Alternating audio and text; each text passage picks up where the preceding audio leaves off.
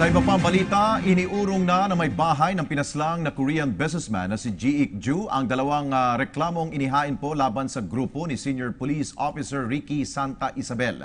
Si Marita Muahe sa detalye.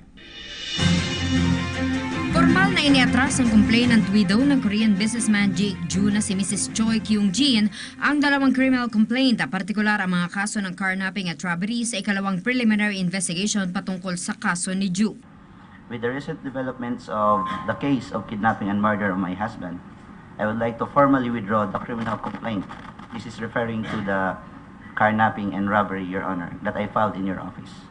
The said criminal complaint was formally filed and handled by your NBI NCR office and Task Force on Anti-Illegal Drugs. Respectfully, Choi Kyung-jin.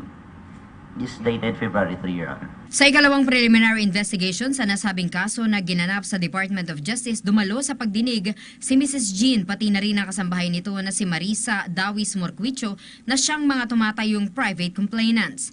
Nandoon din ang mga respondents na sina Senior Police Officer 3 Ricky Santa Isabel, ang striker ng National Bureau of Investigation na si Jerry Omlang, Christopher Alan Grunberg, Superintendent Rafael Dumlao, SPO4 Roy Villegas, SPO4 Ramon Yalung, PO2 Christopher Baldovino at Gerardo Ding Santiago, may-ari ng Grimm Funeral Parlor.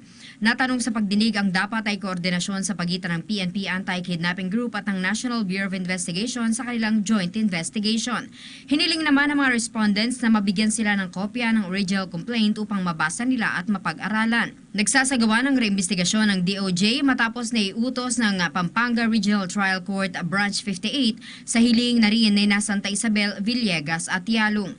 May 60 araw lamang ang DOJ para tapusin ang reimbestigasyong ito. Samantala, bago tuluyang sumakay sa sasakyan, sinabi ni Santa Isabel na walang kinalaman ng NBI sa kasong ito. Involved na NBI agent po rito, puro mga bata lahat ni Atty. Dumlao ang mga involved dito para ma-meritorious promotion sila. Para sa PTV News, Marita Muahe.